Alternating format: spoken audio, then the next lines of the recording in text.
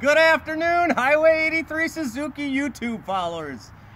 Good old Tony back over here again at Hwy83 working on the old 99 Grand Vitara, don't you know? Was driving the other day, check engine light comes on. I'm like, oh man, run the codes.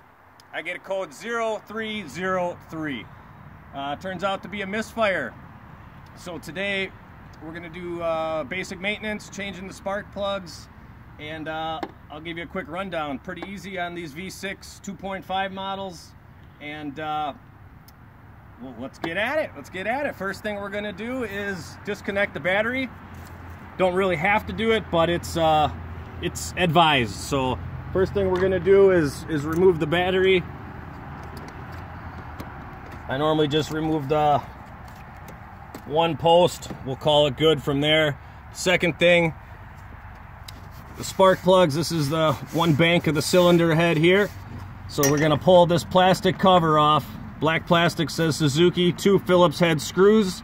First thing we're going to do is get that cover off so we can get down to the coil packs and the spark plugs. So we got our DeWalt drill. You can use a hand screwdriver or whatever, but I prefer the impact drill just for speed. Here's our Phillips head screw. There'll be 2 of those on here. Pretty easy to get off. Oh. This back one's a little tight to get to. Okay. There she goes. And here's your black plastic cover. Now you can see your 3 coil packs. So now we'll go on to the next step from here. All right, next thing, this really isn't needed, but I like to do it when I'm working on vehicles, just so have a few beers. When you're done, you question yourself, hey, did I do it right? Put it all back together. So I like to double insurance myself. So I'm just gonna take a marker and write 1, 2, and 3 on the coil packs, just so when I take them out, I'll put them right back to where they were. Even though the wires really aren't long enough to intermingle them, I just do it for my own peace of mind. So next thing we're going to do is get into this 8mm little bolt screw almost, and that's the thing holding the coil pack into here, into the cylinder head. So I've got my 8mm. I'm going to put that on my DeWalt impact. Again, you can just use a standard wrench if you want, standard socket wrench. So I've got that out. There's our little 8mm. Now our coil pack is free. For these other ones, this one with the bar in it, you might need to run a double extension to get past the bar. This one's kind of a pain in the ass. The back one's pretty open, but that's about it on getting it loose. Now you're gonna wiggle your coil pack up and out. So that's our coil pack and the plug boot. I'm not gonna replace the coil or the boot. I'm just going to start with the spark plugs today. I think that's the culprit. If you need to replace it, you're just going to work this plastic connector. These are much more expensive than the spark plugs. So we're going to start with the plugs. I think that's going to take care of our problem. Otherwise, we can always replace this at a later date. So next, we'll go on to the next step.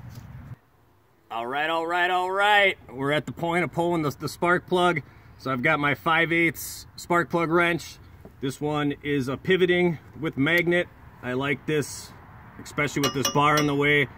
You're going to need to get around that angle to get that middle one. The other ones are pretty much straightforward, but we're gonna, because they're buried down into the head pretty far. So we're gonna get our wrench in there. I like to start with a nice warm engine. Warmer the engine, the easier the plugs are gonna come out. So not hot enough that you're burning yourself, but a good warm engine helps. So now we're gonna unscrew, pull out the plug, And as you can see, the electrode on this one is burnt down pretty bad. The other side I did were much worse. So now we're gonna compare it to our good spark plug. I always replace with NGK. That's the Japan brand Suzuki recommends. So you can see the electrode on this one is much better. This one's burnt out. I wouldn't be surprised if these were the original plugs. So now I'm going to show you how to gap the spark plug. On the hood up here, it shows minimum of 0.039, and on the internet I read 0.044. So I'm going to do 0.4 on all of mine. So I got my gap tool, and you're just going to slide it until you hit 0.40. I don't know if you guys can see that, but that's it. And you pull it out. I'm going to do it one more time just to make sure we're gapped correctly. Now we're gapped. Spark plug is gapped, and now we're going to go on to the next step, which is installing. Okay, so we got our new spark plug. This is something I like to do, not necessarily needed, but especially on these older engines, the aluminum and the steel parts going into them, they like to seize up, especially in the Wisconsin winters and all the crap we deal with. So I got a little bit of anti-seize, very little bit, and I'm just going to put a very little bit on the plug, just enough so when it goes in there, it gives it a little lubrication in case we're ever going back in to do them again or adjust the gaps. We don't have to worry about it being seized in there. So we're gonna get it hand tight, make sure you're not cross threading. Now we got it hand tight. Now I always use a small ratchet. Definitely don't need too much torque. Just give it a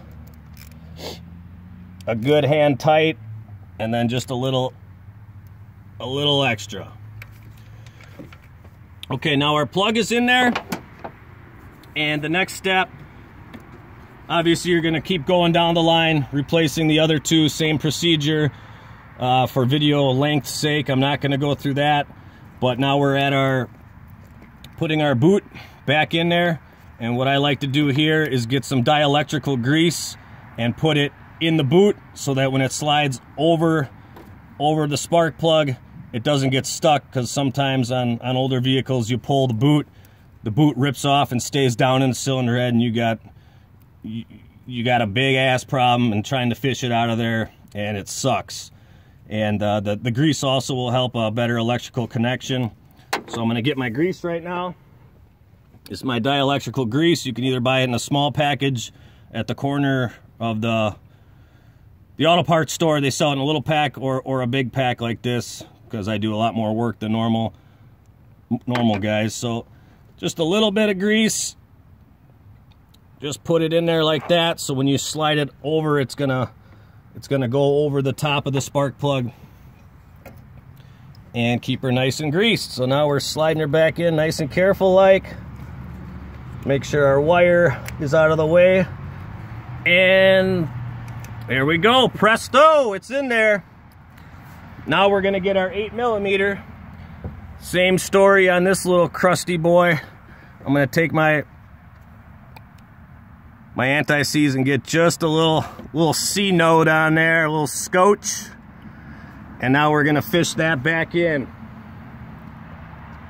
Again, that way in case we ever need to remove it, it's gonna be nice and free and lubricated, and no worry about snapping. A lot of bolts on the aluminum with steel bolts like to snap off, and that is a bad situation to be in. So what we're gonna do here is we're gonna retighten, not too tight at all, just a little snug. We're gonna go along the other two, or you can do them all at once. You know, pull them all out and swap them all at once. And then we're gonna put our black plastic cap back over, put our battery back on, fire it up, drive the living piss out of it along the street, do a couple burnouts, you know, and we're going to come back and drink a bunch of beer and watch the Green Bay Packer game. Oh, yeah there, eh? It's Highway 83 Suzuki. That's how we do it, don't you know? All right, see you guys next time. Have a good day.